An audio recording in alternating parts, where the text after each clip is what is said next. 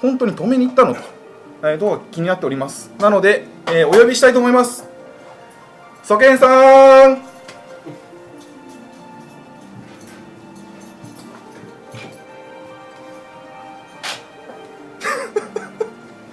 ょっとなんかだいぶこう燃えてる感があるんですけど、はい、本当に止めに行ったんですか？もうね、はい、頑張ったんだけど、だいぶ頑張ったんだけど、なんかどうもこのね、はい、やっぱ大きかった。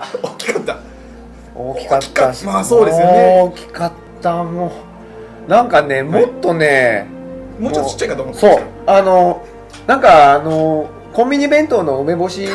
でどうにかなるかなと思って食べてやろうと思ってたんですよね。なるほど。口開けで待ってたわけですね。もうそうでね、もしかしてまだねご覧になってるかなってないかわからないんですけど、はい、実はね、はい、僕ね1分23秒ぐらいにねでねさっき帝国の戦ってたんですよ。映ってた。そう、俺フル HD で見れば見れるから。このぐらいのこう、そうそう、こういうのかぶって、そう、これかぶって戦ってたんですよ。こう剣持ってこうやってね、オラーっつってこうやってたんだけど、あれがね、もうね、よーしもうちょっとだーってこう、もうわーってこう止めようとしたんですよ。はい、もうあと1メーター2メーター熱い、でももうちょっとって言ったらね、なんかじいさんがね、うねろっとブーってこうなんかこうなんか出してですね、はい、俺気がついたら俺開発現場にテレポしたんですよ。なるほど。それでね、あれここどこだなんつってたら、テスト放送始まりますって言うからねで今に至ると。今に至ると。だからもうサウンドのチェックこれからしなきゃいけないんで、ちょっと帰っていいですか？ダメです。なんだろう。結局だから止められなかったわけですよね。ここはちょっとソケンさん、そんなんだ大丈夫なの？新生の曲そんなんじゃ俺聞きたくないなっていう方多分いらっしゃると思うんですよ。そうだ、ちょっとパリッと一言お願いします。ダラガブを、止めれなかったお詫びと言ってはなんですけども、新生のサウンド頑張りますんで、皆様よろしくお願いします。よろしくお願いします。やりきりましたね。そうですね。我々ね。そうですね。はい。よろしいですか？はい。言い残したいことないですか？特にないです。大丈夫ですか？はい。はい。もうこの後の放送をご期待ください。なんか今日ね、なんかいろいろまたやるんですね。いろいろやります。もう期待ですね。期待です。期待です。はい。はい。僕はもうそれで十分。大丈夫ですか？はい。ソケンさんの貴重なシーンが見られるのは今だけですから。皆さん画面キャプりましたね。こんなまたこれ悪用されるんじゃないですかね、これ。される前提でしょ。これ絶対されます。されます。はい。ということで以上でテスト放送終わりたいと思いますが、皆様一応本番予定通り、19時から行けたらいいなと思っておりますので。はい。また 5分ですね。そうなんです。こうしちゃいられない。こうしちゃいられない。本当なんですよ。あれだ。調整しなきゃ。はい。では、残りあと5分ということでございます。皆様もう少々お待ちください。どうもありがとうございました。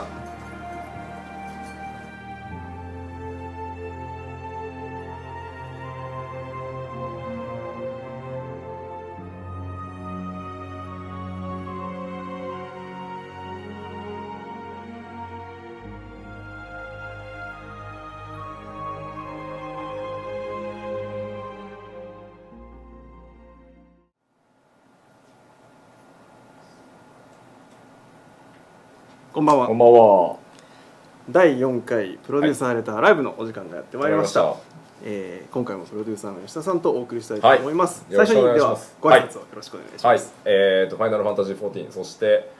新生ファイナルファンタジー14、プロデューサー兼ディレクターの吉田でございます。今回もよろしくお願いします。よろしくお願いします。まずはですね、最初にですね、本日最後の、現行ラストのイベント、それから時代の終焉トレーラー、公開となりました、一人でも多くの方にですね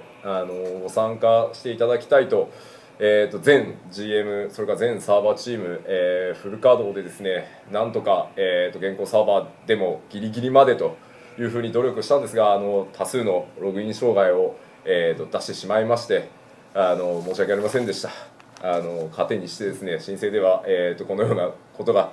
ないようにですねしっかり設計やってますので、ご期待いただければと思います。あとですね、はい、ここにもそうですね、はい、あるんですがトレーラー最後、インゲームで見たかったというふうに声もいただいてるんですが、はいもちろんねパッチで入れてしまうとですねものすごい容量の、ムービーファイルになってしまいますし、やはりクラックして最初に公開されてしまう可能性も非常に高くなってしまうので、逆に全同時刻に、見れるようにということで、こういった措置を取らせていただきました。はいちょっと僕としては最後ギリギリまで、頑張って、至らなかったところも多数あると思うんですけど、ひとまず原稿、とりあえずバハムートの名前がついにはい、出せ言えるようるようにになりましたはい、なったのでその点はちょっと嬉しいですね。はいはい今まであれですよね、はいその晩神イフリートから始まっていろいろ紹介してきましたけれども、そうですね。言えない名前がこちらにあったわけですはいよね。ゲームズコムでも、ゲームウォッチさんのインタビューでですね、吉田さんずっと FF 言って14でいう晩神召喚獣に関してはバハムートって出てこないですよねそういえばって言われて、はい、全員硬直するという、事態もあったりですね、これ本当1年半2年近く仕込んできたネタだったので、無事ひとまず公開できてよかったです本当に。あれですよね、吉田さんが着任されて、はい割と最初にどうしようかを決める時の設定がこれだったということですよね。そうですねちょうど間もなくね2年になるんですけど、やっぱり新生14の調査を開始新生じゃないです現行14の調査を開始してすぐにやっぱりちょっと作り直さなければいけない部分があまりにも多いということで、世界崩壊と再生っていうのをテーマに、シナリオを1回全部、僕の方でですね書いて、本当それが本当体制変更の1ヶ月後ぐらいですかね。そこからずっとこの1年半アップデートの中でクエストとかシナリオとかで、表現してきたので、例えばですねネイルがメガフレアを使うところとか、あとクエストのエピソードの中にも実は後で思い返すとあれがそうかみたいなのもありましたんで、この後いろいろ解析していただけると嬉しいなと思ってます。はい、あとあれですよね、前回か前々回のやつですかね、大迷宮ホニャララとか。そうですね、大迷宮ホニャララっていうコンテンツ名をずっと言えずに来たんですが、文字通り大迷宮バハムートという、コンテンツが申請スタート時からどんなものになるんでしょう。超難易度のエンドコンテンツと呼ばれる、レイドですね。申請のレイドで最も難易度が高いというコンテンツで、ムービーの後何があったのか、申請スタート時のメインシナリオで分かるものもあるんですけど、あとルイゾアがどうなったのかとか、あとこう皆さんの祈りが届かなかったように見えるんですが、果たしてなぜあの状態からこう神聖の世界が再生されたのかとか、そういった諸々の全ての秘密がそのコンテンツをクリアしていく過程で全部わかると。はい、もちろんこいつとの戦いが待っているのかどうなのかと、その辺も含めて、非常に総力集結で作ってるコンテンツですので、ぜひリリースを楽しみにしてください。楽しみにお待ちください。さてそれではですね、今回も事前にフォーラムでたくさん、新生ファイナルファンタジー14に関する新生ヨーロジアに関する質問を多数受け付けてますので、今回も、順にそれに答えていってもらおうと思うんですが、今回なんとアルファをご用意いただけたとか、そうですね。あと言ってなかった、スーツなのは、そうでした、スーツ。今日ラストとこの2年間ね、本当にプレイヤーの皆さんに支えられて迎えられた2年間の運営だったので、今日出社しているメンバーの、クブクリーンは全員スーツで、そういう気持ちで臨もうというお話をしてスーツでございます。見えないスタッフも実はスーツが多数ということですね。そうですね。祖権も今もうスーツに着替えるんじゃないかなという感じでございます。はい、はい、というわけでアルファ版見せていただけたりするでしょうか。はい、もう YP ですか。ちょっと今日は僕、申請の方を、アルファテストいじりながら、いきますんで、目がこっち行きながら視線を質問にお答えする可能性もありますが、ご容赦ください。皆さん飛びまくっておりますね。はい、いやー、これ現行と比べて表示キャラ数ってどんなもんなんですか。今とりあえず103桁は普通にいきますね。なるほど。アルファテスターの皆さん NDA はありますからね、よろしくお願いしますよ。チャットだけ隠してますんで、はい、お願いします。ご安心くださいですが、よろしくお願いしますね。はい、はい、それでは、この画面を見ながら質問の方行きたいと思います。はい、最初の質問です。軽いところからいきましょう。はいはい。ヒルディブランドは申請でも登場しますか。もちろん、はい、もちろん。彼がムービーの中でどっかで落ちてきてるんじゃなかろうかと、はい、もちろん非常にご好評いただいたキャラクターですので、はい、新たな事件にきっと彼なりの推理でまた立ち向かっていくんじゃないかなと、はい、そして彼がどうやって戻ってくるのかと、その辺もぜひお楽しみにしていただけたらなと思います。はい、ありがとうございます。はい、それでは次です。はい、次は申請版開始時に、はい、1回だけの名前変更というのは可能ですか。前からある質問ですね。ギリギリまで検討させていただいてますけど、はい、今のところいけそうな感じです。はい。これはロイザーですね。すごいことになってますけれども、はい、名前変更は可能な、今のところ可能な見込みである、今のところ大丈夫だと思います。はい。では続いての質問です。これもなかなかあるところですが、キャラクターの胸は揺れますか。ですね、ちゃんとですね、業界用語やや詳しい方だと防音が入っていると言えばお分かりになっていただけるんじゃないかなと。骨というのはですね、モーションをするために、使うものなので、アニメーションするということは、なるほど、はい、骨が入ったすなわち、はい、動くということですね。はい、で若干ですね、今も実はほんの少しですが、はい、非常になんていうんですか、奥ゆかしく実は若干揺らしてみたりしてます。アルファテスターの皆さん気づいた方がいれば、もっととか、いやいやこんなもんじゃないかとか、種族に合わせていろいろ調整してますんでその辺も楽しみにというか、あんまりこのネタ話してるとあれですかね。そうですね。はい。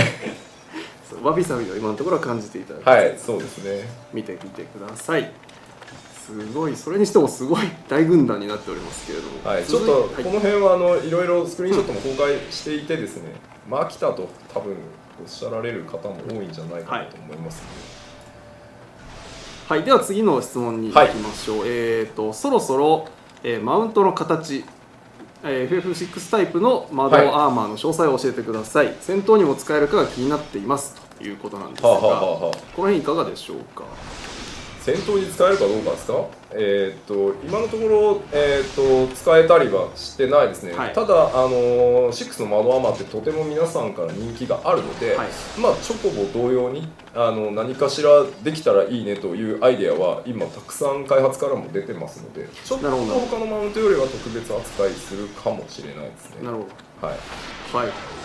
じゃあそれは楽しみにするとして、はい、何か他のマウントってしまった、ちょっとアルファテスターさんたち止まっていただけますか。僕カメラから見切れてもいいですか。はい、大丈夫です。ちょっと出来たてほやほやがあるので、もろもろつないでこの無茶ぶりはきついですが、何か、マウントと言ったら吉田プロデューサーが今宣伝がドキドキしてる気がするんですが、ここそういえばそうでした。今回も一応お伝えしておきますと、ここは吉田さんの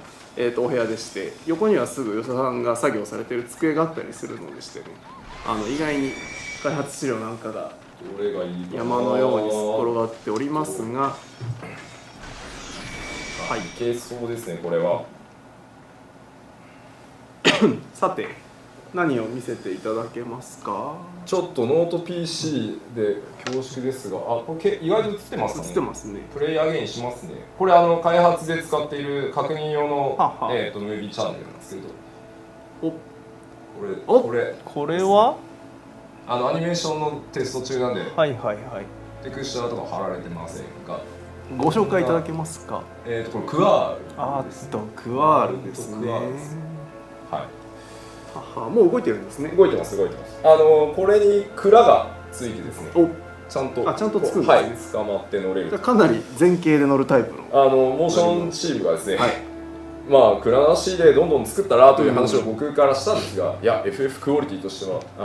こう直接掴むとかありえないですって掴む場所は必要だということなんですね。言われました。なるほど。じゃあクワールマウントが存在することは確定しました。確定ですね。こんな感じでかなりマウントは豊富に揃えられる感じになってます。はい。ではこの辺はご期待ください。はい、それでは、次の質問です。現行版の万神戦において、タンクとヒーラーの責任が過度に重いため、パーティー募集などで敬遠されがちだが、申請では各役割の責任の重さを見直すような措置は取られているのかというものですが、どうでしょう。ここはですね、申請14がというよりはですね、普通にですね、MMORPG の中で、やっぱりタンクってヘイトというか敵視をホールドする非常に重要な役ですし、回復役はやっぱり回復がおざなりになった瞬間パーティーが総崩れしてしまうので、まあどうしても重要というふうに見えると思うんですが、これは例えばじゃあ他のクラスが荷が重くないかというとですね、やっぱり DPS クラスがちゃんと DPS 出せないと、そもそも戦いが長引いてタンクの負担も増えますし、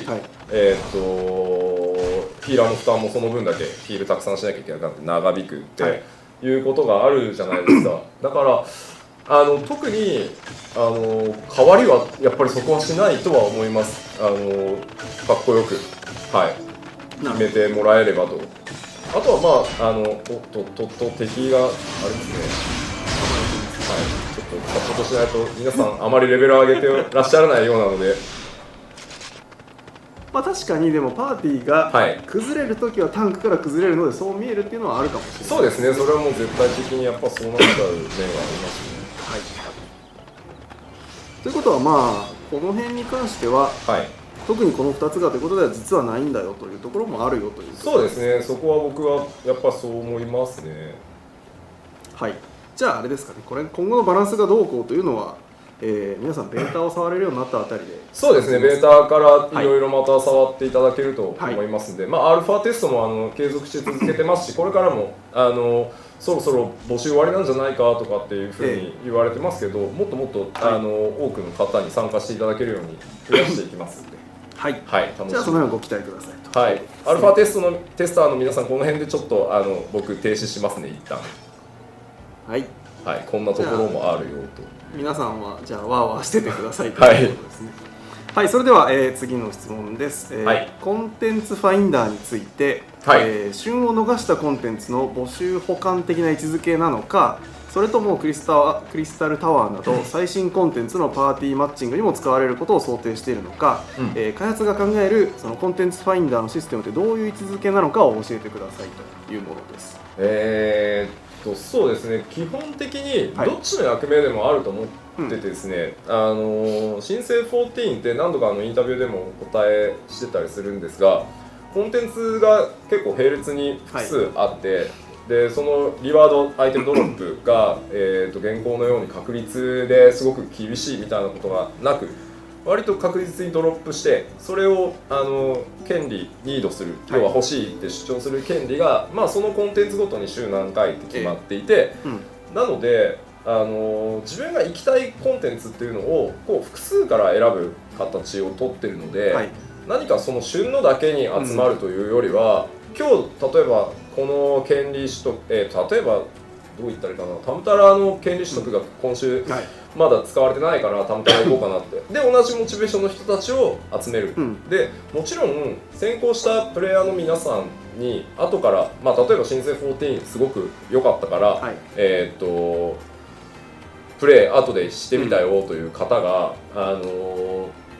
やっぱり最初の人口増加に対して、緩やかにはなるので、低レベル帯のじゃあパーティーコンテンツに参加するときに、同じモチベーションの人を探すのが難しいっていうことももちろん出てくると思うんですね。そうですね。だからこそ複数のワールドから同じモチベーションの人を集めることになっているので、どっちもだとは思います。だからいずれにせよ先行するもしないも、行きたいコンテンツにすぐに人が見つかるようにと、いうためのものですね。どちらというよりもどっちもと、カバーできるようにって考え方ですね。はい、ありがとうございます。はい。では続いてパーティー関連の質問ですが、現状の8人パーティーは、申請になってからも変わりませんか？それともソロもしくは少人数でもそれなりの難易度のあるコンテンツは実装される予定はありますか？ということですが、いかがでしょう？レイドに関してはやっぱり8人ですね、でインスタンスダンジョンは4人のものも結構ありますね。なるほど。ただレベル50になってからは基本的にはフルパーティーっていう考え方にはなってます、ただ例えば現行のラスト付近で入った訓練とかいうものに関して、要はカジュアルに4人でも遊べるものっていうのも随時入っていきますし、あんまり数にこだわらなくても1個隠し玉もあったり。その他にも何かバリエーションがあったりするんですか？そうですね、もっとカジュアルに参加して、カジュアルに参加できる分人がたくさん集まってプレイできるみたいなコンテンツを用意してたりしますよ。もうちょっと聞けたりしますか？宣伝さんいいですか？いいですか？深くうなずいていただきました。ちょっとですね、こいつキーワードなんでデカめにポロリするために印刷しておいたんですけど、これ見えますかね？これ先日僕が出したプロデューサーレターの中にスクリーンショット入ってたと思うんですね。でチャットでこれが申請の未平時系って書いてあったやつですけど、そうですね。これですね。微指示じゃないんですが、NM とかいろんなものを含めてこういうコンテンツ名がついてます。フルアクティブタイムイベントと。フルアクティブタイムイベント。FF らしくアクティブタイムという用語を使ってますが、これが今後ちょっといろんな PR 活動をしていく中で割とキーになってくるのかなと。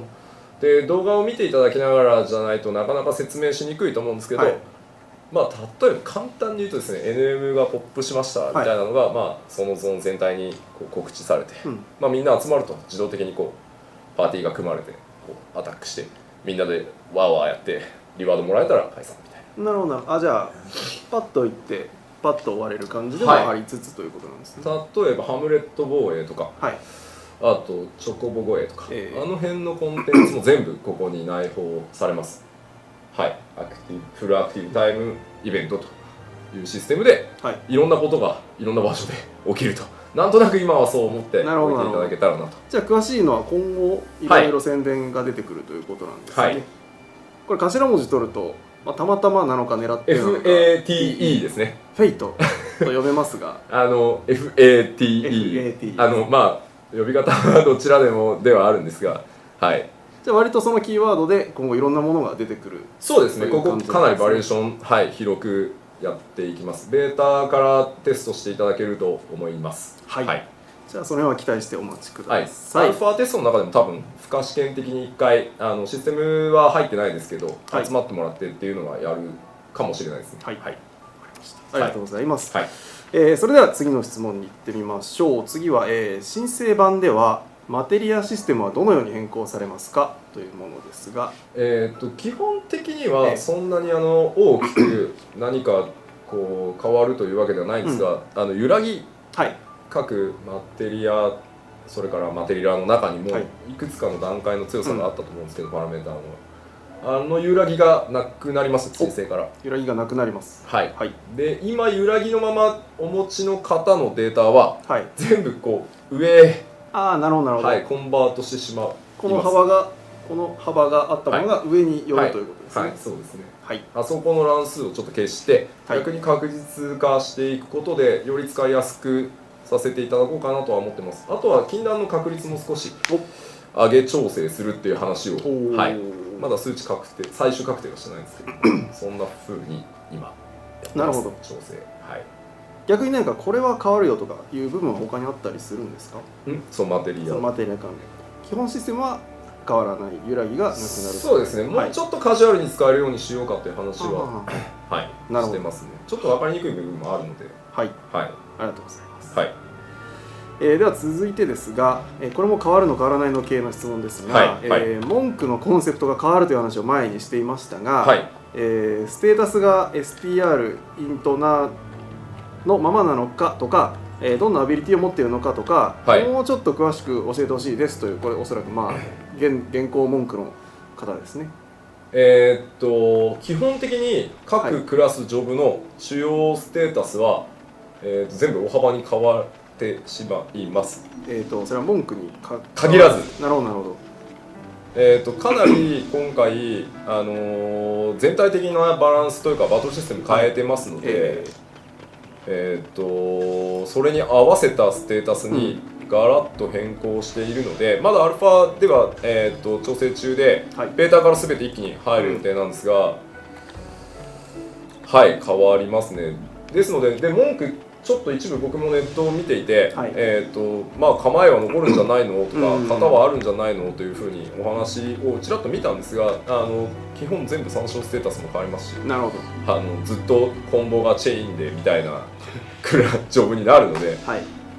相当違いますね。全然印象が違うと思います。じゃあここも実際にはベータ以降で見てみてくださいねということですね。そうですね、はい、わかりました。ありがとうございます。はい、ちょっとこれはい、マップ今開きながらですけど、ね、はい、走っていくと今回のマップはこう自動的にここなんですね、開いていく、はい、最初はじゃあ、何もないというか、はい、真っ白い状態から始まって、はい、どんどん自分で開いていくという。そうですね、ディスカバリー要素みたいな言い方をしてますけども、はい、こういうことをしていくとアチーブメント簡単なアチーブメントがもらえたりとかで、ここが巷で話題のキャンプトランキーですね。なぜ巷で話題かは分かりませんが、はい、守秘義務契約があるはずなのに、まあ、なぜかね巷で評判のトランキーですね。アルファテスターの皆さん、しばらくまた止まりますので、そのあたりで、亀と戦っていただけると嬉しいんですが、皆さんレベルの方は大丈夫ですかね。大丈夫ですかね。皆さん活躍の場ですよ。まあこうガツガツ表示できるので、はいはい、ストレスも多分これちなみにグラフィックス最高設定でこの、はい、これ大体 Core i7 で皆さんが現行14で用意されて遊んでらっしゃる、PC ぐらいですね。どこで戦っていたら僕吊り橋から見てるのがいいですかね。なるほどなるほど。じゃあちょっと場所を探していただきながら次の質問です。次ですが、ギャザラー向けのコンテンツは、申請版リリースのタイミングで実装されるのか、またどういったコンテンツが入る予定かというギャザラー関連のものですが、ですね、はい、これも何度か繰り返しやっぱりお話しさせていただいてるんですが、ギャザラークラフターはやっぱり物を取って物を作って、はい、でそのアイテムで戦っていくっていうそのバトル系クラスが、はい、というのがやっぱそもそもそれがコンテンツだというふうに認識しているので、やっぱりじゃあギャザラークラフター専用で何かというのは今のところメインでは考えていない状態で、ただ、例えばハウジングで特殊な屋根を作るとか、屋根の素材を持ってくるとか、あとフリーカンパニークラフト、現行14の最初の方であった共同で船を作るとかいう部分ですね、あの辺は申請でちゃんと、はい、ハウジングのアップデートとしてやっていこうと思いますので、そういう意味だとそういったあたりまでいくと、まあ、専用といえばギャザクラが絡まないとできないのは確かなので、確かに、はい、あるのかなと思います。はいはい、じゃあそういう理解でいてくれればいい、はいはい、ということですね。はい、ありがとうございます。亀狩られてますかね。なんかいないんですけど。そんなことないかな。確かにどこでしょうね。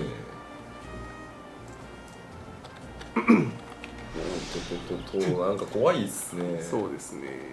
さすがに僕のキャラも俺20なんで、おっと怖いな、怖いな。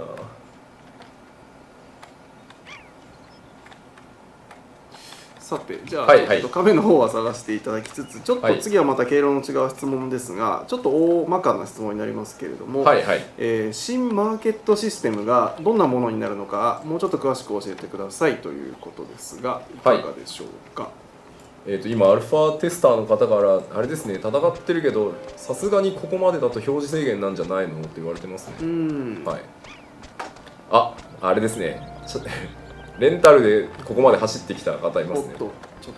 とはい。なるほどなるほど。はい。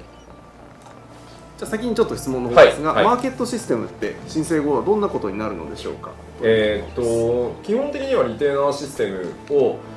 ゼロから改めて作り直したものになるんですが、よく競売上のシステムがというふうに、そうですねおっしゃられる機能に関しては基本的に全部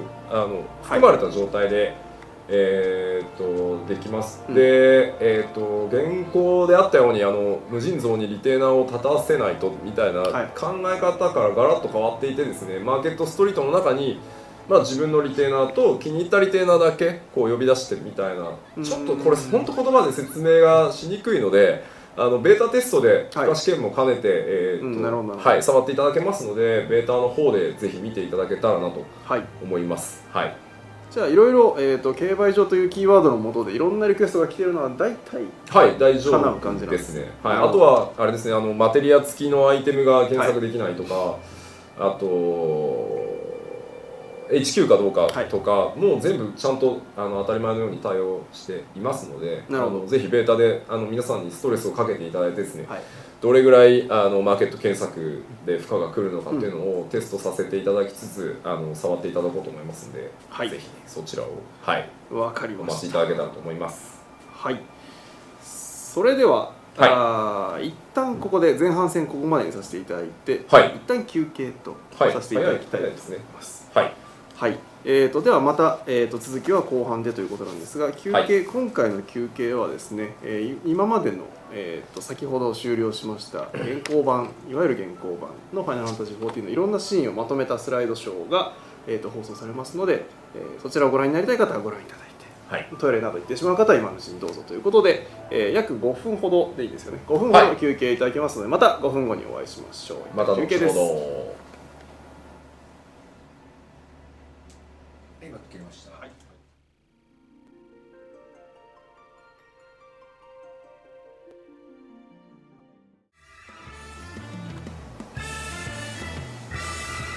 はい、それでは、後半戦の方も、後半戦の方がありますので、どんどん参りたいと思います。では最初の質問ですが、すみません、毎回なんですけど、和田さんいらっしゃあれだからね、ちょっと質問しないから持ってきましたよ。もうほら、またハウジングですよねこれ。ハウジングですねこれ。これさすごい豪邸だよね。これ一番これ何ですか？これ一番上のサイズの家ですね。今これリムさかな。はい。こ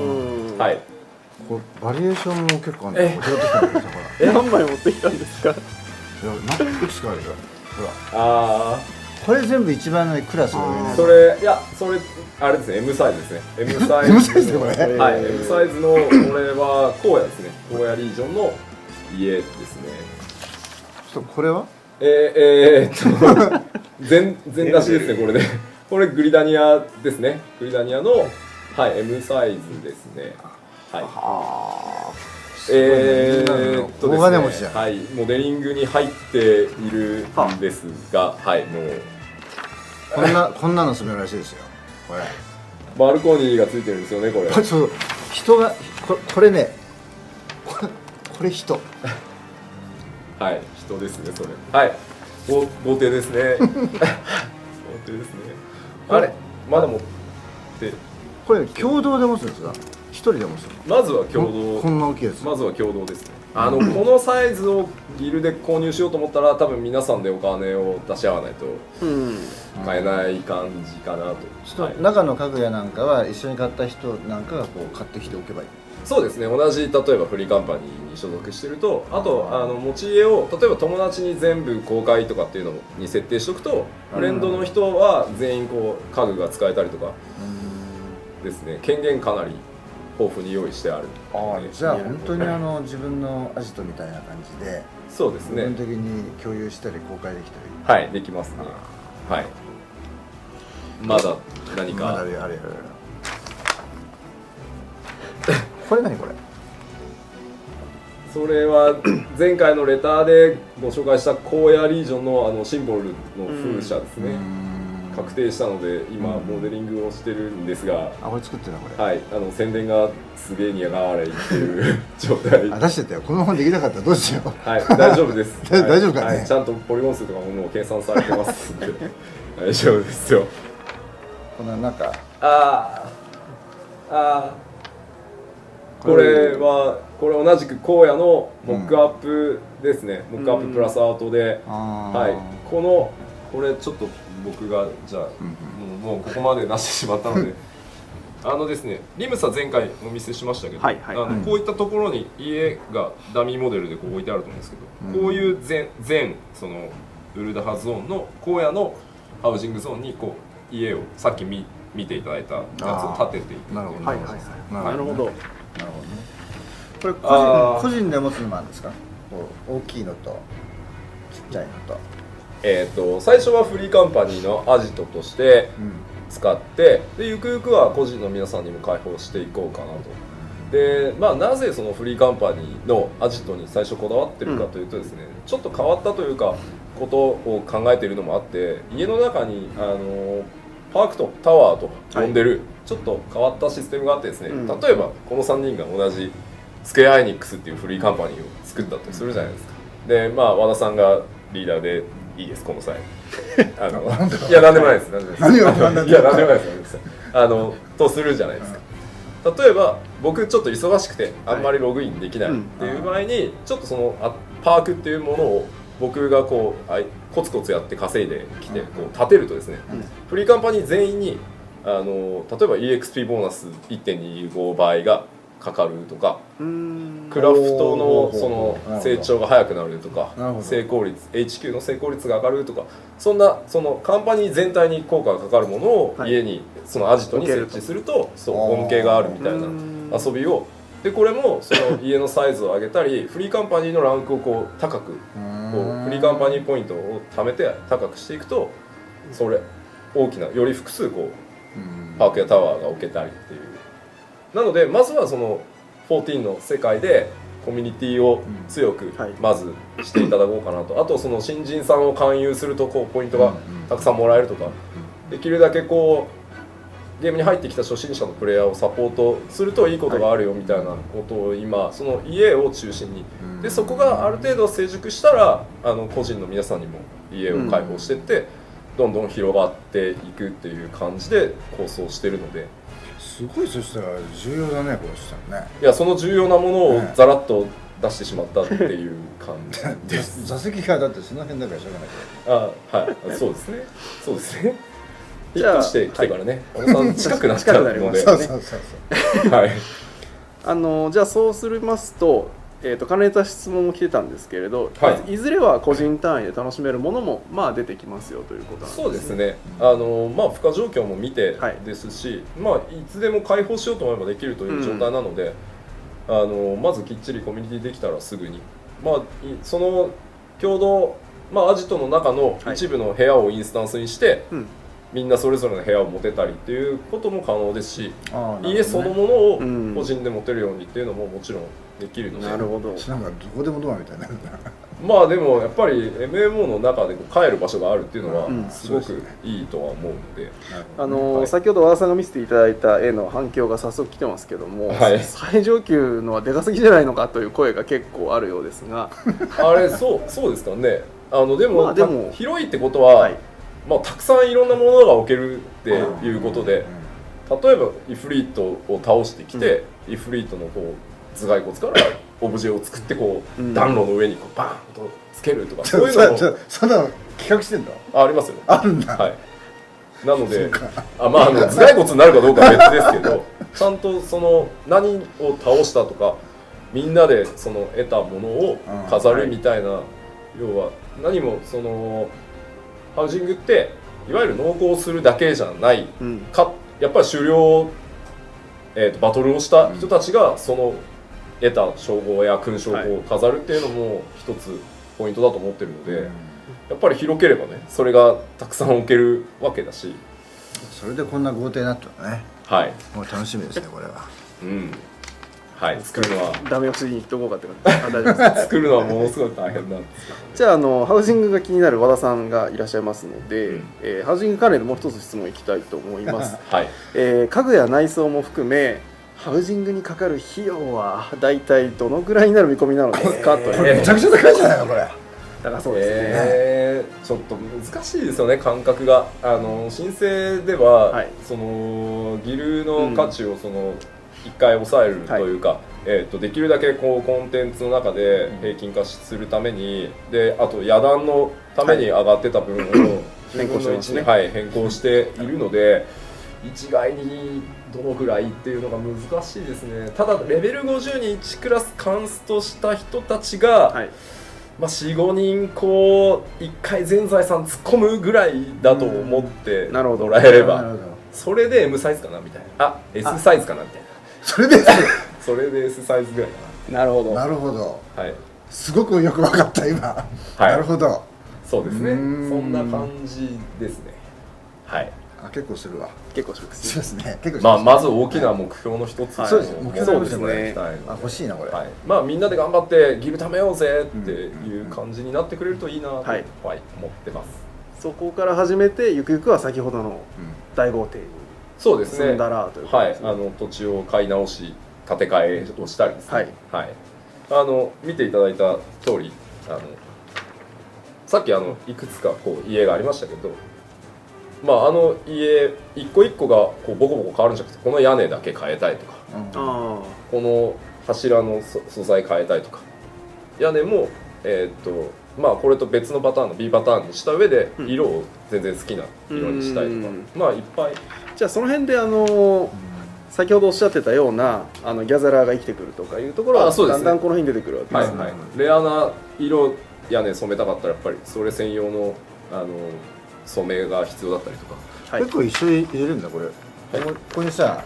テラスを外したイメージとか書いてあるいや細かいところいきます細かいとこね。ろね。それはやっぱりアート班がうんモデラーが作りやすいように、なるほどこれテラスをかけたままだとここまあテラスの裏どうなってるのみたいなのがあるんで、なるほどうちのアートチームがちゃんとモデラーにこうテラス外したらこんな感じだからちゃんと裏まで作ってねっていうことですね。なるほど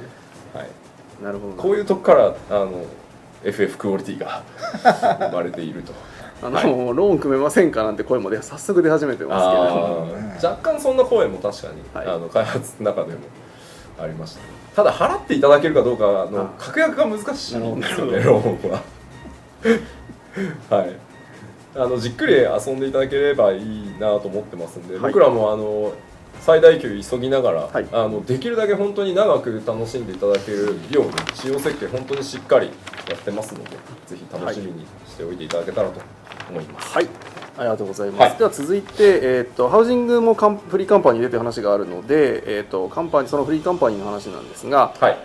同じグランドカンパニーに所属している同士でないとフリーカンパニーに入れないのかなど、フリーカンパニーの詳細をもうちょっと教えてくださいという質問です。フ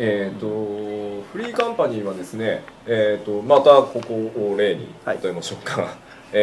僕は今ファイナルファンタジー14プロデューサーで開発部所属ですね。はい。でモルボルは、はいコミュニティ&サービス部、違う部ですね。はい、で和田さんはスクエアニックスホールディングスはい。でいいですか。はい一応そういうことで。まあそんな風にこう3つ GC があると思っていただければいいんですけど、まあそれぞれ所属が違っても同じカンパニーは組めますよ。なるほど。はいあ、そうなんですそこは自由ですね。か。はい、でそこから先はプレイヤーの皆さんにロールプレイしていただこうかなと思っていて、例えば和田さんが、まあ、こうちはホールディングスだけでカンパニー作るぞっていうリーダーのもとにこう強く結束して集まるっていうのもありですし、特に海外の方とかはやっぱり軍隊のイメージも強いと思うので、もううちはこの例えば国家団に腹をくくって、同じモチベーションの中で国家団をその 3GC の中でトップに押し上げるために俺たちはやってるんだっていうのもロールプレイとして、ただそっちを今度ガチガチにしてしまうと、他のカジュアルに遊びたい方がなかなか入れないとか、友達とそもそも違う GC なんだけど、どうなのっていうのがあります。ただ評判本当なんだろう、こうワールド1にしたいみたいな場合に関しては、ちょっと三国からそれぞれのフリーカンパニーがどう評価されるかって実はあってですね、例えば、これも社会に照らし合わせるとちょっとリアルすぎる話なんですけど、例えば親会社が、不滅隊だとしますよね、で僕ら子会社を作りました、フリーカンパニーで実はいろんなとこからこう出資していただいてると、その3つの会社から、そうなるとこう業績をどこに上げていくかでやっぱりこう微妙にね評判って違うじゃないですか。僕らはもうあなた一択ですよと、あなたたちのために戦ってますみたいなのだと評判上がりやすいとか、それレピュテーションってちょっと名前変えると思いますけど概念があってですね、そんなこう不滅隊の中でも一番上の隊に行くと専用のこう呼び名がつくとかみたいなロールプレイができるようにはしてあるので、カジュアルにも遊んでいただけると思いますし、ガチガチのハードコアでやろうと思えば、やろうと思えばできますね。はい、ありがとうございます。はい、結構喋りましたね。そうですね。大丈夫ですかね。大丈夫です。海外からいくつか質問がツイッター経由で寄せられてますが、ちょっと戻りますが、後ろのこの、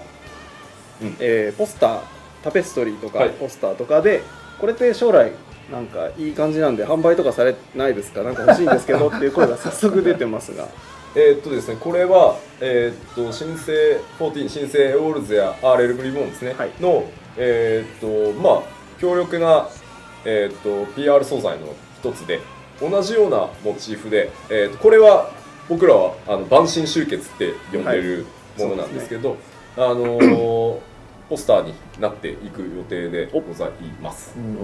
じゃあその辺はご期待ください。そうですね、これ以外にもあるんですね。あります、いっぱい用意してますんで、フリーカンパニーを題材にした、なるほどなるほど、アートとか、じゃあ今後どんどん出ていくと思いますので、それはご期待ください。そうですね、やっぱり FF だってこう分かるように、オーディンがいて、そうリヴァイアさんがいてっていう感じで、こういうのをかなり今回意識して作ってます。なんか僕すごい邪魔です。いえ大丈夫です。大丈夫です。晩神みたいなもんなんで。スタッフがざわつくっていうのお前言い過ぎだろうみたいな。すいません。はい、もう一つ、英語での質問ですね。レガシーチョコボのような、アカウント単位のボーナスは作成済みのキャラクターにも適用されるのでしょうか。それとも、レガシーアカウントであれば新規に作成されたキャラクターにも適用される。要は新規に作られたものなのか、既存のキャラクターにも全部もらえるのか、どうなんでしょうか。それはですね、レガシーアカウントに限らず、今後、例えば PS3 版の先行予約をしていただいた方に何か例えば特典がありますよみたいな発表をした場合に関しては、基本的に全てアカウントに紐づくというふうに認識していただければ大丈夫です。つまりそのアカウントに権利が付与されているので、新しいキャラクターを作ってもその新しいキャラクターにもちゃんとそのインゲームアイテムとかが付与されるので、モグレターから宅配で届くと思っていただければ。じゃあ作成済みのキャラクターも同じようにもらえますし、後から作ったキャラもそのアカウントに権利があればこちらでも大丈夫。大丈夫ですね。はい、ありがとうございます。次です。ベンチマークソフト。新生版でも期待されてますが、ベンチマークソフトの予定はありますか、またいつ頃を予定してますかというものです。これあれですよね、アルファちょっとワイプをしてもらっておいてもいいですか。前回和田さんから強烈に言えよって言われたんですけど、普通にベータのタイミングに合わせてまず、1つ目ので2バージョン予定していて、1つ目は、純粋に、ベータに際して、どのぐらいのハードだったらどうなるんだろうっていうのを見ていただけるベンチで、発売の直前に最後、キャラクターメイクが、全ての種族でキャラクターメイクができるような、ものを予定してますので、2回あると思っていただければ良いのかなと。なるほど。じゃあ予定は2回で、1つ目はベータのタイミングであるよということですね。おっとローカルを押してですね、はい、はい上全部上ですね。はいハプすいニングません、生放送ですね。はい映像にはブラインド入りましたね。ブラインドはですね、すいません、自動で下がるようになっていてですね。いろいろありますね。そうです20時になると勝手に降りるというはい。ブラインドの音でした。大変失礼いたしました。システムだねありがとうございませんでした。止めておくのを忘れておりました。失礼しました。はい、では気を取り直して、はい次の質問です。字幕、日本語字幕関連なんですが、はい日本語音声だけでなく、日本語字幕、英語音声など、その字幕言語と音声言語を切り替えて設定することは可能でしょうか。また、それがあるとすれば、クライアントを起動してたらゲームの中で変更できるのでしょうかという2点の質問です。ちょっと待ってくださいね。もう一回確認ですが、はいそれは音声を英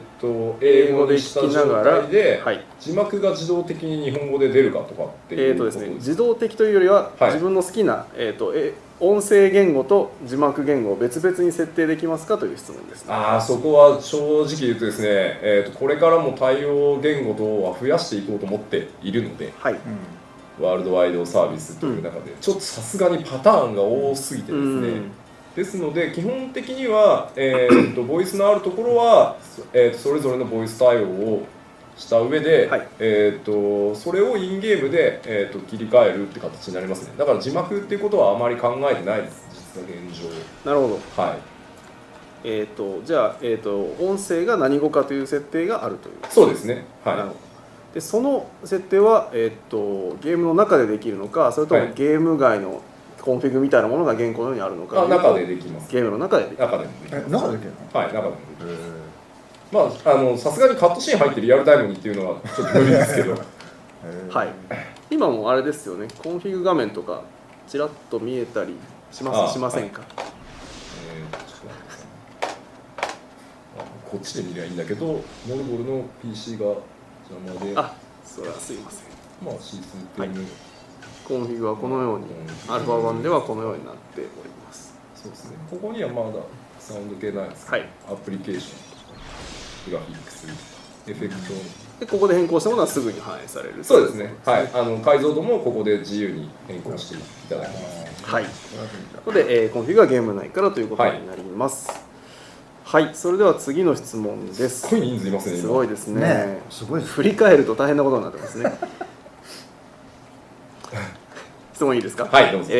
リスタルタワーとはい。大迷宮バハムートの詳細を教えてください。おまだ早いですかということですが、ざっくりどうでしょうですね。ざっくりですね。新しい名前を聞いたので早速というところでしょうかね。クリスタルタワーは、はいアライアンスレイドと呼んでいて、はい3パーティーでアライアンスを組んではい挑戦していただく24人でアタックするコンテンツですね。で、大迷宮バハムートも、はいクリスタルタワーも共通しているのが、1回こう入って終わりじゃなくて、ほうほう。まあ、1年半ぐらい通じて、うん随時こう階層が増えていくというか。あ、なるほどなるほど。クリスタルタワーって、はい、皆さんご存知の通りFF3 のラストダンジョンなので、こうどんどん上が増えていって、はいそうですねまあ、最後はこう、まあね、皆さんご期待しているかどうかあれですけど、暗闇の雲なるほど。的なね、はい、とかとかとかとか。はい言っちゃったまあ3を思い浮かべていただければ、あんなのやこんなのや、なるほど。はい、そんなのが。大迷宮バハムートの方もどんどん増えていく感じなんで、増えていくとか広がっていく感じなんそうでですすね、大迷宮バハムートは、はいこれは壮絶ネタバレなんで言えないな、さすながに。るほどですね、どう説明したらいいかな、今回、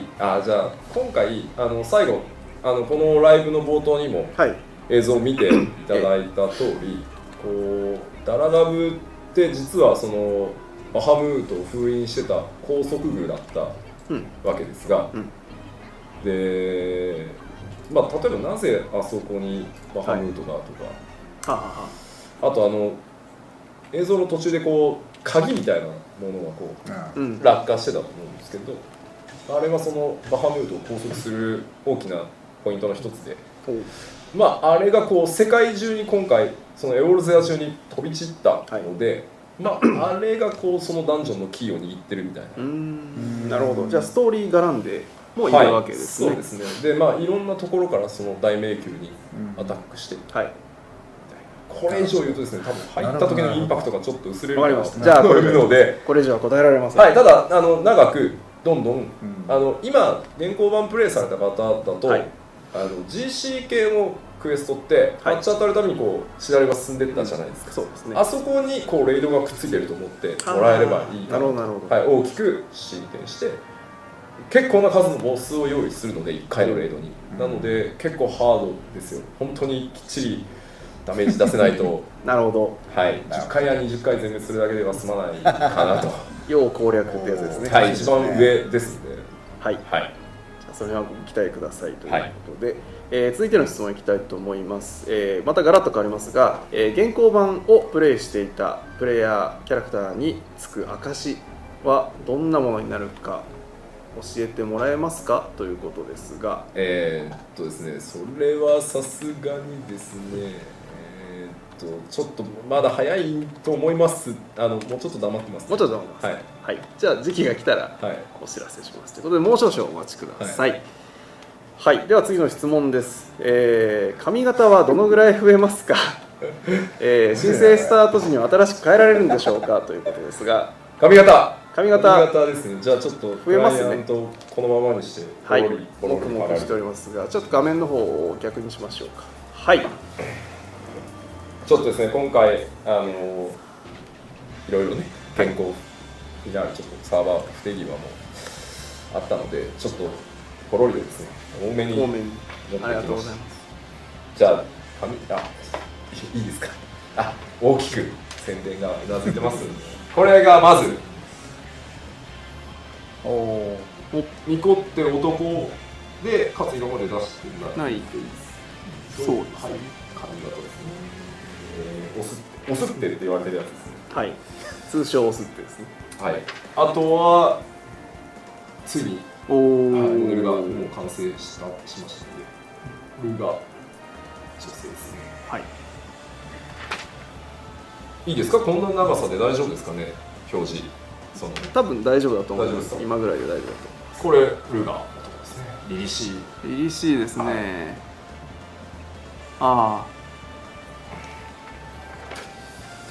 はい、いっぱいありますね。ありますよ。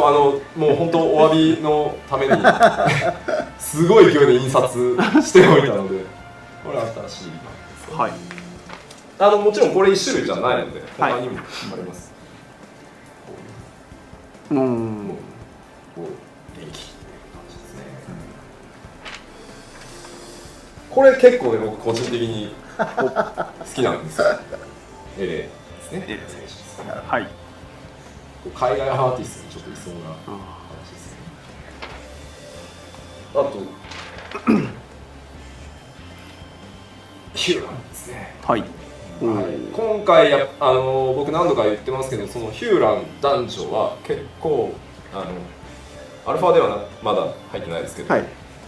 手を入れ新しい紙とか作って、なぜかこいつだけちょっと今急いで用意してよって言ったらアイランダーの女性だけなんでこのセクシー装備なんだっていう話。露出が高めになる。急にサービスっていう。これは後であれですね。録画も後日公開しますけれども、後で再生しがいがありそうな感じですが。男ですね。これ髪言ってるんですね。はいはいはい。ちょっと映像だと上がりにくいかもですね。まあこんなですね。はい。まあ今見ていただいたやつと8とかちょっとそっちから。和田さんを使うなって話なんですけど、いやこの新しいこっちの立ちじゃないですか。ちょっと並べつつですね。まあこんなのが出ますよーんと思っていただければいいな。はい、ベータから一通り触っていただけるかなと思います。なるほど。その質問もちょうど次に。来てました。オスってはいつから使えるのっていうのがあったんですが、ベータからですね。現行14、いろいろご迷惑もおかけしましたし、本当にたくさん応援していただいて続けてきた2年ですけども、やっぱり2年間って非常に大きくってですね、2年で足したアニメーションやその武器防具ってものすごい多いんですよ、でこれを全部作らなければいけないので、新種族ってなので基本なんとかベータからっていう話を今進めてますが、もしかしたら一部モーションがちょっと対応してないとか、なるほどなるほど。一部装備がちょっとダミーが入ってるって可能性はあります。本当コンバートものすごい勢いで今やってるので、はい、まあ、間に合うかどうかギリギリって感じですね。はい、わかりました。はい、ありがとうございます。ですね、はい、種族関連のキーワードが出ましたので次の質問ですが、第3回のプレイヤーアンケートで、はい、新種族や部族に関する質問がありましたが、はい、どんな種族がいつ頃実装されますか、またこれビエラ族や獣人、リザードマンなどは入りますかという、ちょっとだいぶ気の早そうな質問ですが、海外の方からも、ビエラは非常にやっぱり人気が高くてですね、ちょっと迷ってます、まあ、ドラゴン族みたいなちょっともうその FF では今まであんまりやってないような、もっとこう獣人系、爬虫類系とか、いわゆる、まあ、日本でいうと、まあ、洋物というか、テイストみたいな方へちょっと倒そうかなと思ってたんですけども、まあ、NA の方からもビエラをぜひみたいな声は強いので、まあ、あんまり言うとビエラ確定かみたいな風に取られかねないんであれですけど、検討はさせていただきたいなと。吉田明彦もいますしね、そうですね、皆川博もいますしね、12は安定クオリティかなみたいな、はい、なるところはあります。とは言ってもこれはさすがにまだだいぶ先ですよと思っておいた方がいい感じですね。そうですね、さすがにそれは拡張パックぐらいだと思っていただきたいなと思います。なるほど、はい、じゃあ、まあ、新しい話もおいおい出てくるかもしれないので、はい、お楽しみということですね。はい、この辺からまあまあね強くなってくるんですね。はい、アルファの方はもっと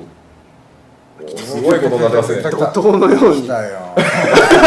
人がダバダバ面白いですね。ダバダバと押してきましたね。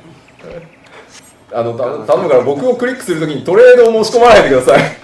そうですね。はいはいはい。次の質問です。はい、PVP が実装されたら、はい、吉田さんたちと対戦することはできますか？ですね、今ちょうどバトルチームって、はい、スタッフも増えていてですね、結構まあ、正直言うと僕と一緒にね PVP ゲーをしてたようなメンツもいたりするんですね。はい、で今回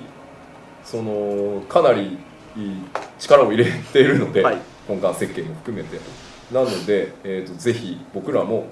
まあ、フリーカンパニー開発っていう名前にするのか、なるほど、デブチームって名前にするのか決めてないですけど皆さんとぜひちょっとやるんだ戦ってみようかな。ただですね、そうして煽りじゃないんですよ、煽りじゃないんですけど、ちょっと僕らが勝ったりするとチートしてんじゃねえかとか、あそこのクラスバランス崩れてんじゃねえかとか自分たちの使ってるやつだけって言われかねないので、分かんないですね、その身分を隠してやる可能性もありますし、イベントの中では逆に開発チームのキャラを別の名前のキャラにコピーしてみたいなことはやるかもしれないですね。いずれにせよ僕自身も新生14でゲームをプレイすることにものすごくモチベーションありますし、めちゃくちゃ楽しみにしてますので、アルファテストにもできるだけ毎日テスト実施の時には入って皆さんとコミュニケーションを取らせていただいているので、そこは変わらず申請してもそんな気持ちでいきたいなと。やっぱりプレイしていて自分たちでプレイしてるからこそ、ここのバランスちょっとやっぱり気になるねとか、プレイヤーの皆さんのフィードバックっていうのがよりダイレクトに僕ら自身が理解できるようになるので、そこは結構本気でやるつもりです。開発が遅れない程度に。はい、ありがとうございます。最後の重要なポイントですからね。はい、大好きだからさ、そうどこまで作るか分かんないからね。大丈夫です。開発チームとの対決も将来あれですね、イベントなんかやった時にはぜひ企画してみたいですね。ぜひ煽られたいですね。その程度かな。これあれなんですよね、私たまたま吉田さんと一緒にやられてるメンツも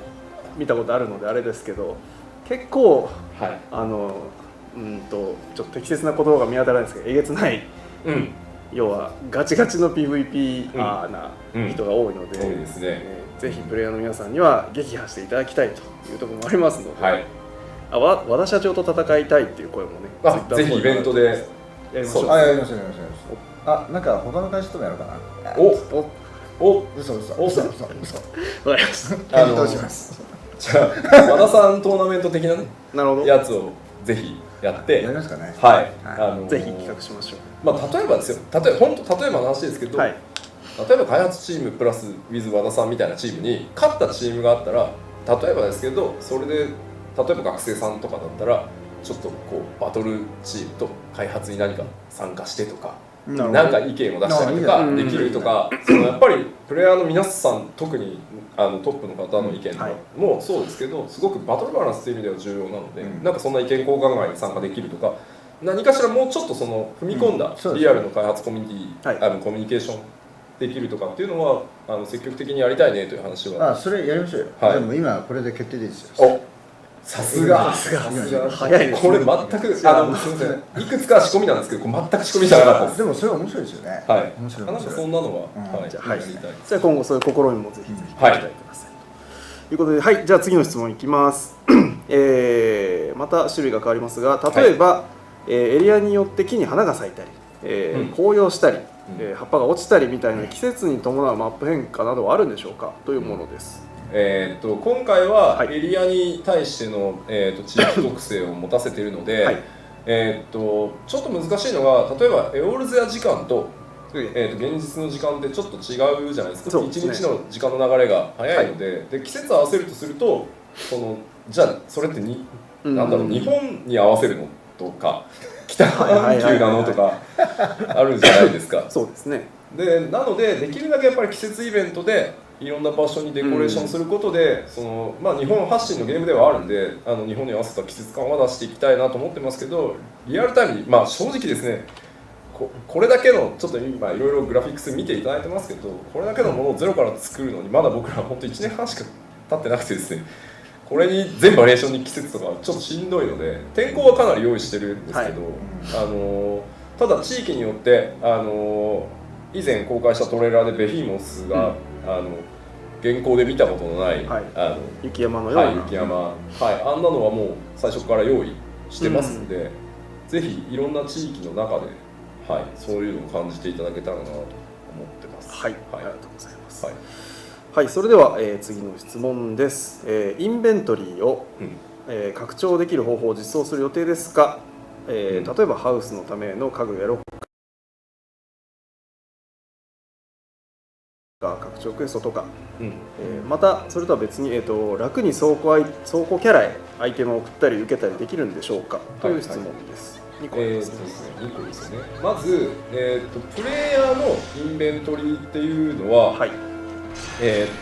あんまり増やすつもりはなくてですね、むしろその貯めておける場所、例えば家にハウジングの中にボックスを置いて、アイテムをしまっておくとか、あとはそのフリーカンパニーの共同金庫みたいなものだったり、あとはリテーナーの枠が結構大きいので、リテーナーに持たせてみて呼び出して取り出すとか、あんまり大量に全部持って抱えて歩くっていうのが、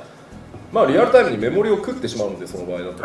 なので預けておける場所をたくさん用意することで総資産としてはたくさん持てるみたいな考え方をしてますね。もちろんそれって例えばクエストで増えるとかっていうのも視野には入ってます。ギアセットがそうやって増えるのと同じように、もう一個の方が、倉庫キャラ、他のキャラ、自分のアカウントの他のキャラへアイテムを送ったり受けたりできますかという質問ですね。一応ですね、できるんですけど、現状、アルファテストをプレイされている方はちょっと仕様を理解されてるかなと思うんですけど、フレンドにのみ送れるっていう仕様に今してあるんですね、実は。例えばここが3人、フレンドだったらそれぞれレターやアイテムが送り合える、で当然キャラクター ID でやり取りしているので、実は自分のアカウントかの別のキャラクターの ID さえ分かれば実は今すぐでもできてしまうことです、ただですね、世の中業者様とか呼ばれる存在の方々がよりちょっとファームしやすくなる要素でも若干あるので、ただ今回のそのリワードが豊富に取れやすいとか、あと一度装備したアイテムで連精度が溜まったものはバインドされる、そのノートレード、はい、あとそのあれですね、競売に流せないという仕様があるので、そこまでクリティカルにならないので、やるんだったら今すぐでも大丈夫だよというふうには、なるほど、はい、リードプログラマーからお許しはいただいてます。はい、わかりました。はい、要望が強ければ多分できるんじゃないかなと思います。はい、ありがとうございます。次の質問です。これも質問多いですね。北米欧州リージョンのプレイヤーは、いつからアルファテストに参加できるでしょうかというものです。ですね、はい、現状、フェーズ1のテストがはい、一通り完了してですね、そうですね、まずクリティカル、要は単純に人数が増えた時に露見する単純なそのソースループ、そのなんて言ったらいいんでしょうね、負荷が上がってくると空回りしだして高負荷になるみたいな単純なものに関してはほとんどもう潰せました。で今1ゾーンあたり800人ちょっとまではもう安定動作っていう状態になってます。見ていただけると分かる通り、描画だけでなくて、そのゾーン全体に今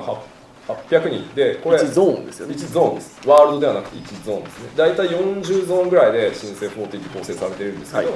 その一つのゾーンに今800人入っても大丈夫ってところまで来てて、でこの800っていうのはプレイヤーだけではなくて、モンスターが、同じぐらいですね、だいたい700ぐらいいて、でかつバトルが、400ぐらい同時に発生している状態、それを今アルファテストで皆さんにやっていただいてるんですけど、っていうところまで来たんですね。で今大体その状態で800超えたあたりで負荷がかかってきて、重くなってくるっていう現象が確認できていて、でその原因の上位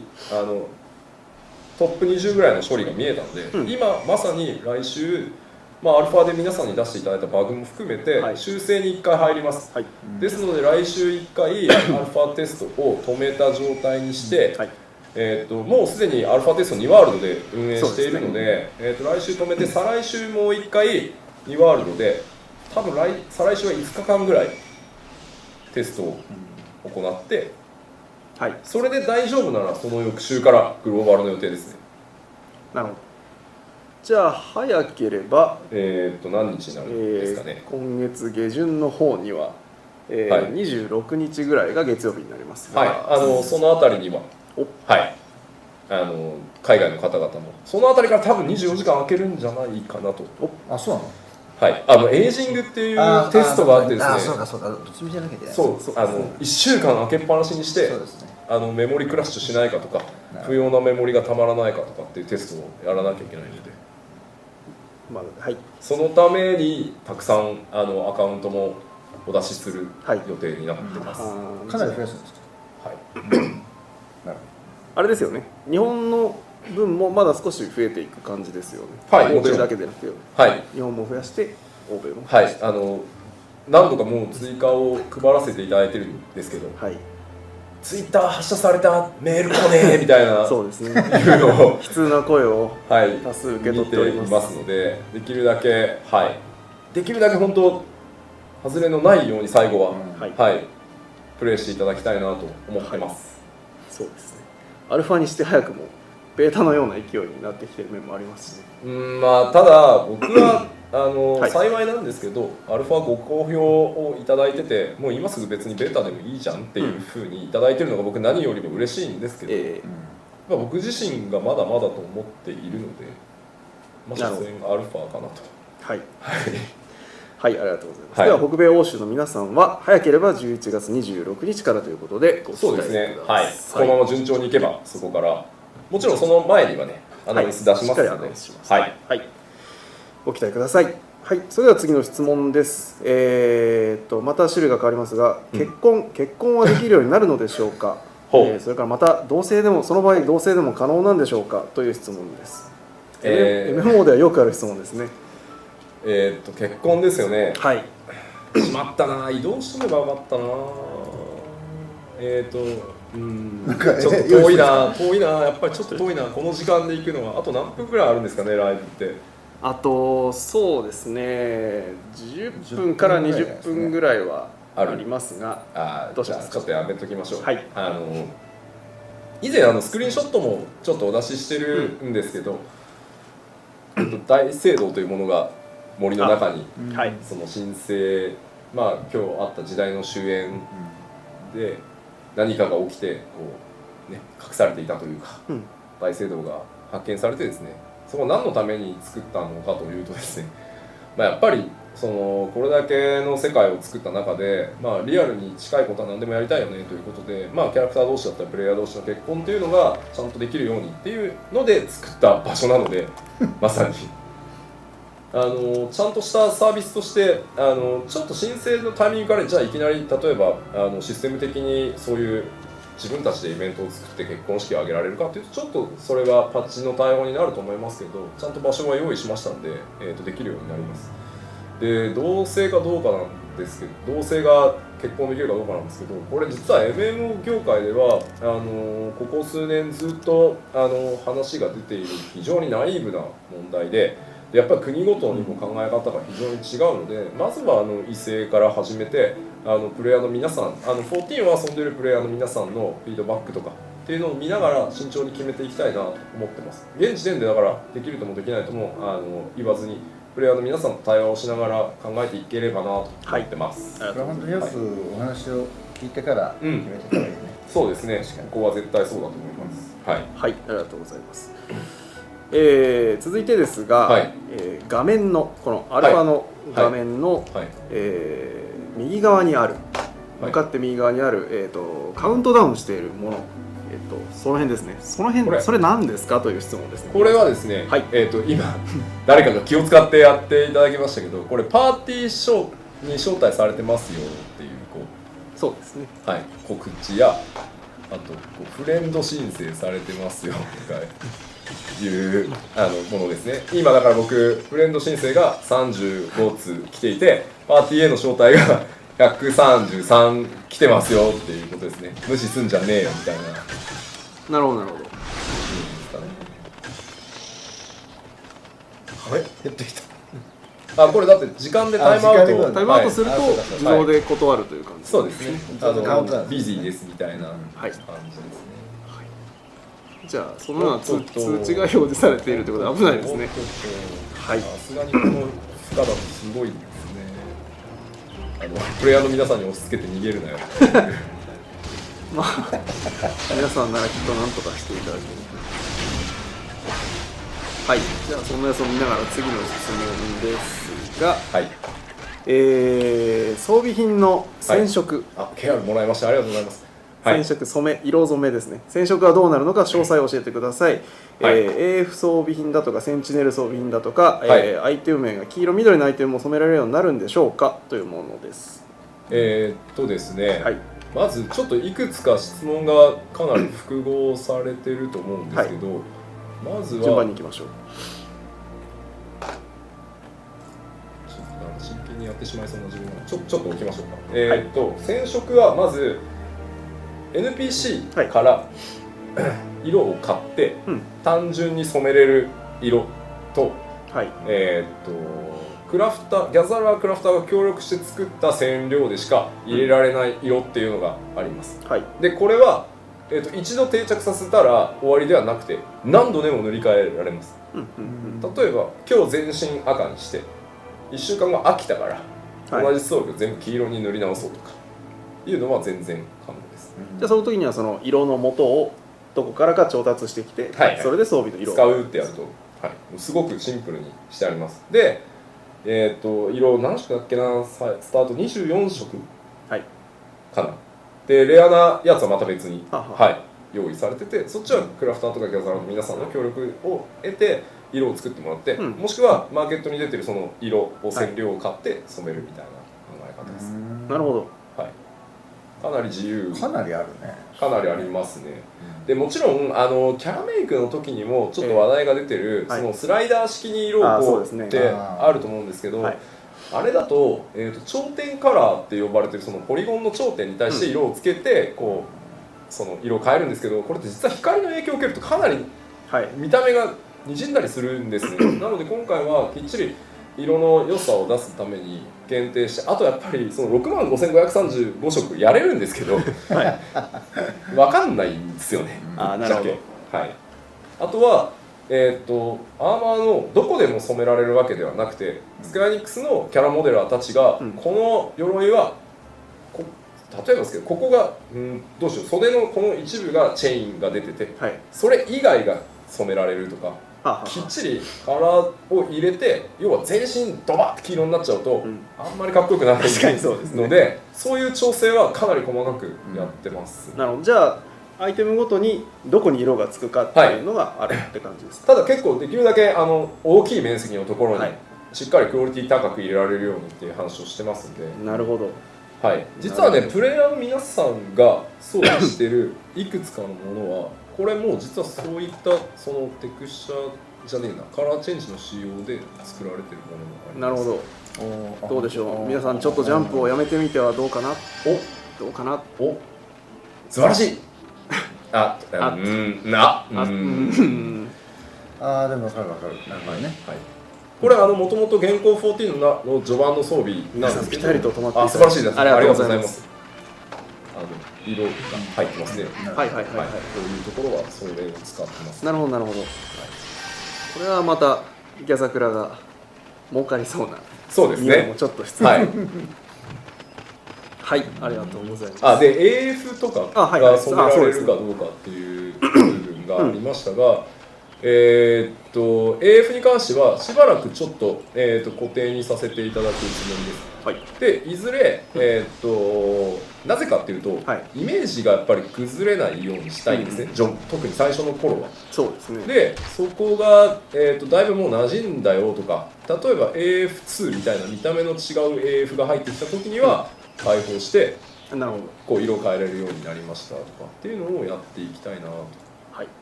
あそこになんか見えますね。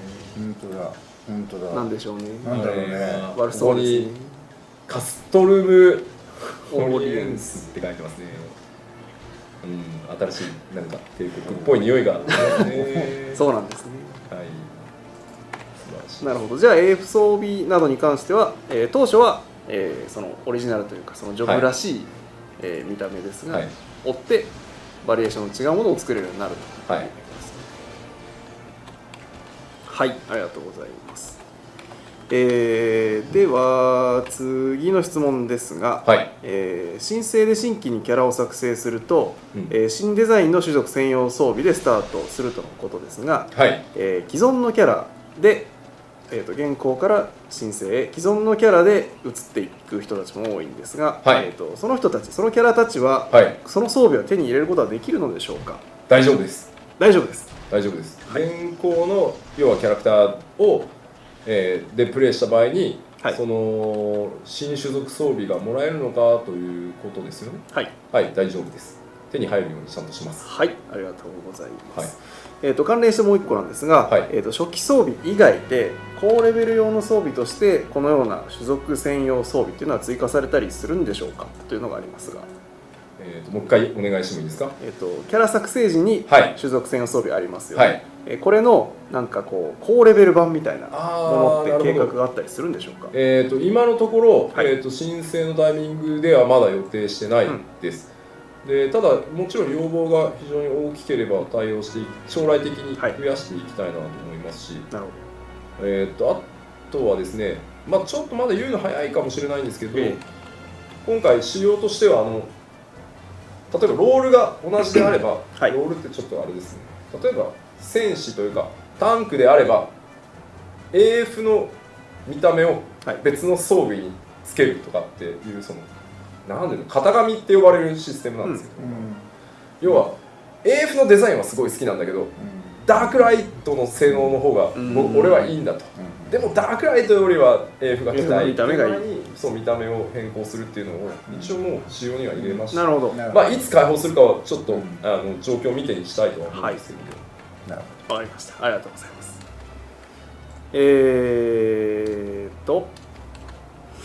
なんでしょうね。はい今の質問で開発チームがどよどよしていますっていうおっと速報がおっとこれ確かにね最新の仕様なんですよねなるほど。はいじゃあきっとざわざわしてるんでしょうね。はい、ちょっとねここあれなんですけど、今ちょっとミコッテのパンツじゃないものが見えました。ちょっと新生14明るくないかとか、光強すぎないかとか言われてたと思うんですけど、そんなことないですね。こういう深い森です。はい、深い森もあります、ね。沈黙の棚。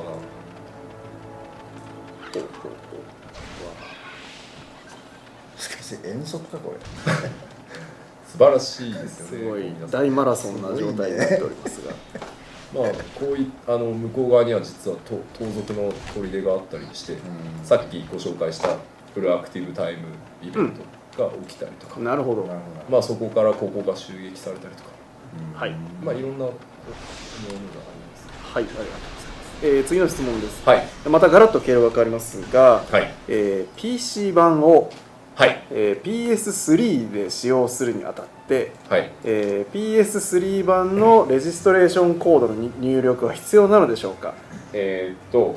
はい、すでに今 PC 版をお持ち持ってで、て、そのアカウントではい、PS3 PS3 でログインしたい。はい、その場合は申し訳ないんですが PS3 のレジストレーションコードをお買い上げいただく必要があります。はい、ただしその代わり、そのわざわざアカウントやキャラクターを別にしなくても、はいPC で作ったキャラクターやアカウントに PS3 からもその代わりログインはちゃんとできるようになりますので、なるほど。はい、じゃあそこはちょっと別々です。一つのアカウントで、はい今日は PC、明日は PS3 というのが可能です。そうですね、バイただしンドしていただくって感じレジストレーションコードはつけてください、はいということですね。はいはい、ありがとうございます。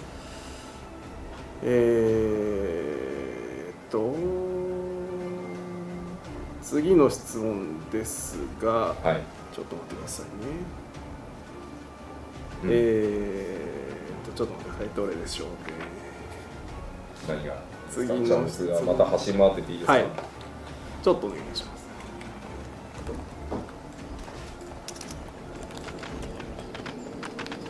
ち行こうかな。とりあえず豊かになりましたね。はい、本当、今回、モデルチーム、まあ、かなり、僕もかなり無茶言ってますね。まあ、この辺は本当、そうだっはい、はい、失礼しました。た。はい。強いよこれ。死ぬ死ぬ死ぬ。やるきますかね。助かった。おやおや。おお、素晴らしいプレイヤーの皆さん、ありがとうございます。ありがとうございます。本当すいませんでした。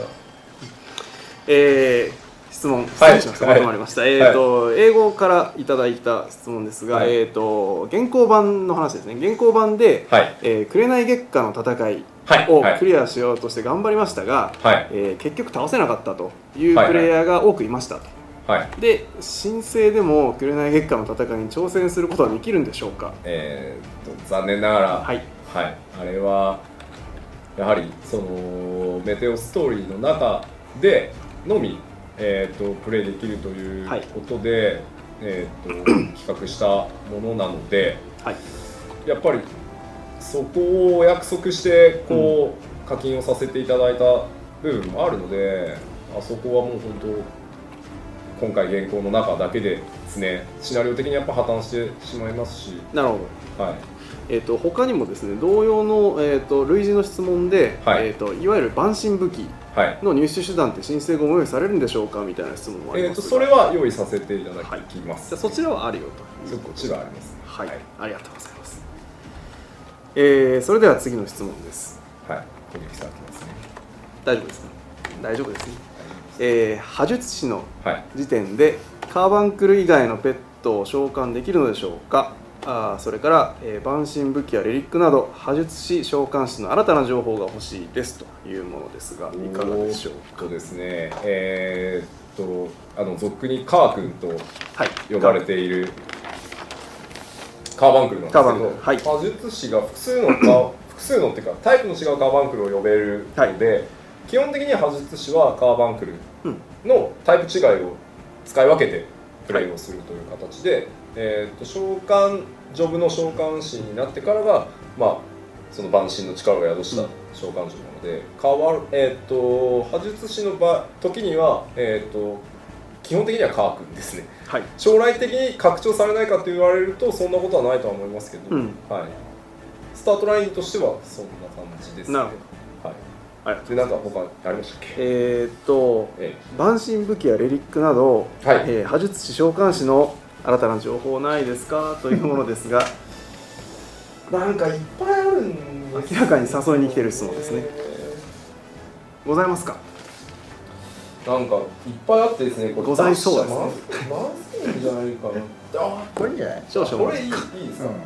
今完全に雰囲気でおっしゃいませんでしたそうそう。マジですかだって綺麗じゃない。判断基準こが綺麗れ大丈じゃないという夫かな？ことですがこれなんかまずくないかな？まずいかな。どのぐらいどよめくかですね、開発現場は。いいのかなこれ。いきなり一発目これかって言われそうですね。ちょっはいと不思議な形をしてますけど、これがさっき言った大名キューブハムレットの魔術師ポーチですねこれ。なるほど。ちょっと出しすぎたっていうおああ、こういうことですね。おお。あ。出しこれがすぎかもこれちょっと。これごめんあれですね。ごめん。 GC ですね。GC のブはいランドカンパニー交換費の魔術の方ですね。ははなんか魔術いっぱいここにありますね。ほらもう開発チームから一発目からそれかよって。あ、いやですよね。あ、これがですね。はい。これがジョブお召喚おなるお。ほアーティファクト。まあ今日本当ラストごめんお金。これクラス専用ですね。これ魔術専用。魔術ラストの。用意してます全部。ありがとうございます。いろいろございました。はい。まあちょっとそんな折戦闘不能になってしまいましたが。これはい。あそんなことも。ありますよね。テスターの皆さんをちゃんとこう見てください。この宣伝上手。戦闘不能になった時ははい。クリックするとですね。はい。このようにヘルプが。そうですね。これを僕ら How to って呼んでます。はい。戦闘不能になるとホームポイントに戻りますよと。他のプレイヤーが近くにいる場合はレイズをしていただきましょうと。レイズ。はい。米っていう。はい。まあはいこうやって戻ってきましたね。おーっとたくさんいますね。はい。はい。それではですね、そろそろまた早いもので、もうなかなかいい時間。そうなんですか。やっておりまましてだなんかいっぱいありますよ。確かに。まあちょっとそれはそれとしてですよ。はい。今回、いただいた質問の中で一番数を集めたのはやはりこれかという質問がございますので、最後にこれを聞いてみたいと思います。注目のはい。ベータテスト開始予定時期や、申請版リリースまでのロードマップやスケジュールなどが知りたいはい。ということですが、現行版終了しましたので、はい。いよいよ次はということですが、いかがでしょうか。ですね、はいまず、素直に、お話をさせていただくと、はい2011年10月14日に出させていただいたロードマップから、現状で2ヶ月と2週間、予定が後ろに、ずれている状態です。はい。でこれは、何が原因かというとですね、基本的な実装としては、ギリギリオンスケジュールでずっと突っ走ってきたんですが、何分このスピードでこの巨大なゲームをずっと作っていてですね、僕が、2ヶ月半前ぐらいにはいアルファバージョン、最初のアルファをブランチした時から触り始めて、集中して、はい。めちゃくちゃにやっぱり修正調整かけてるんですね。 UI もそうですし、キャラクターの表示周りもグラフィックスも、やっぱり現行14がスタートだったので、やっぱり僕は状態では出すべきじゃなかったと思ってます、はい。なのでやっぱり僕が責任を持って、少なくともゲーマーとしての自分が遊んでこれで大丈夫だと思うところまで作らない限り、やっぱりたとえサーバー負荷試験のアルファだとしても、アルファテストだとしても、そういう姿勢でお客様と向き合わないとダメだというふうに覚悟をしているので、開発にもそれをひたすら言って、アルファ版を、ここまで調整してきて、でもう一方で走っているベータブランチの方に関しても、基本的には同じ考え方をしています。もちろん皆さんに原稿が終わったこともあって、早くお届けしたいと思っているのはもちろんなんですが、はい。この逆に1年半ぐらいで例えばワールドクラスの MMO がたくさん出てます、リフト、スター・ウォーズ・オールド・リパブリック、ギルド・ウォーズ2で一通り夜を徹してスタッフと一緒に見ていて、やっぱり僕ら今回ワールドクラスで戦いたいと思っているので、負けたくないのです、でもう少しお時間を正直いただきたいというのが現状で、11月下旬12月上旬ぐらいには新しいロードマップを出させていただこうと思います、でただベータに関してですが、ベータテストフェーズ1を2013年1月下旬か2月上旬には今、実施するという意気込みで、すでに調整実装始まってますんで、そこまでお待ちいただきたいなと思います。でその代わりアルファテストに1人でも多くの方に参加していただけるように、エイジングテストに入ったらサーバーを24時間空けてですね、触っていただけるようにと思ってますので、もう少々お時間をぜひください。いいゲームにしたいんです。はい、ここまでやったからにはというのが僕の答えです。はい、ありがとうございます。スケジュールに関しての話でしたが、小田さんからもその辺いかがですか。まあここまで皆さんにご支援いただいて、4点も育ってきましたしね、次はもう妥協せずに吉田や吉田のチームが納得して最高のものであるというふうに判断した段階で、リリースするというのがもう会社の方針でもあるということを、皆さんの前でも一つ皆さん方についてはお待たせしないようにもちろんしますんで、なんとか応援していただければと思っております。よろしくお願いします。ありがとうございます。はい、というわけで、プロデューサーレターライブの方はそろそろお開きということになるんですが、先ほど、見せていただいた本、かっけーという声がすごい勢いでツイッター流れてますね。目割りに見えないですけどとにかくくれんなよマジかよってドア流れている感じですね。はい、ありがとうございます。それでは、プロデューサーレターライブの方はこれで締めに持っていきたいと思うんですが、はい、最後に、皆さんへお待ちいただいている皆さんへコメントをお願いしたいんですが、吉田さんからじゃあ僕からもちろんここまで来て、今日ライブの中でもたくさんアルファの状態っていうのを見ていただきました。本当にマップも全て作り直して、それをシナリオ上つないで、かつハウジングも含めてですけど FF の中に住むことっていうのを徹底徹尾、突き詰めてやってきたこの1年半、やっぱりそれを中途半端な状態でというか、僕がこの辺でいいだろうっていう考え方では出したくないっていうのが正直なところです。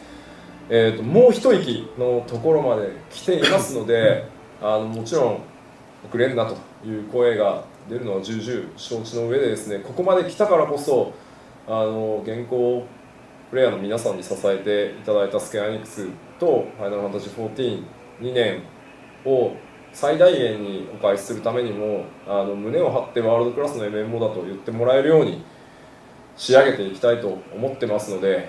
もう少々お待ちいただきたいなと。ただ年明け、1月下旬ぐらいお正月気分が抜けたあたりではそろそろベータがというふうに、募集も事前に開始させていただきますんで、情報が出ていくと思います。宣伝も今いますけど、大規模にね CM も含めた PR 計画が今着々と進んでいますので、そこもFF らしいPR をこれから、全世界規模で行わせていただきますんで、そちらも楽しみにしながらお待ちいただけたらと思います。本当によろしくお願いします。ありがとうございます。それでは最後、和田さん、ビシッと締めていただきたいです。まず冒頭、本日最後の決戦、いろいろ入れなかった方もいらして本当申し訳ございませんでした。ただこの2年間皆さんに支えていただいて、我々いっぱい学ぶことができましたし、これだけの短期間で今ご覧いただいてますアルファ版までこぎつける勇気ももらいました。本当にありがとうございました。で、何回も吉田の方から申し上げましたけれども、ここまで来たら世界最高の MMO を皆さんにお届けしたいと思います。ですから納得がいくところまでベータをきっちりと運営しきって、皆様方にどこに出しても恥ずかしくない最高の MMO をお届けしようと思いますので、ちょっと時間がかかっても仕方がないなと思っております。もちろんできるだけかけないようにいたしますけれども、とにかく納得のいく仕事を皆さんのためにもこいつらのためにもさせていただきたいなと思います。今後とも応援よろしくお願いいたしまよろしす。くお願いしまよろしくお願いす。しますはい、ありがとうございました。はいそれでは、以上をもちまして第4回プロデューサーレターライブの方はお開きとしたいんですが、最後に吉田さんから何か手渡されたので、じゃあ今回はこれを見ながらということでおはい願いしますね。はい。どんどんこのパターンが、こういったですね。はいはい。ありますね。これはどうしましょう。はいはいはい。はいはい、まあ本当たくさんいろんなコンテンツがあって皆さんにいろんなコスチューム着替えがをしていただけるようにものすごい勢いで制作進んでますので、はい。今まで、お楽しみに健康ルーティンでできなかった部分っていうのも全てね解消すべくやってますので、ぜひはい引き続きご声援いただけると嬉しく思います。はい、じゃあまた次の、はい。第5回第6回とまたプロデューサーレターライブの方もやれればそうですね。と思いますので次いつやるかも早めにご検討してお話ししたいと思います。はい、ではその時までしばしのお別れです。さようなら。ありがとうございました。ありがとうございました。最高来ました。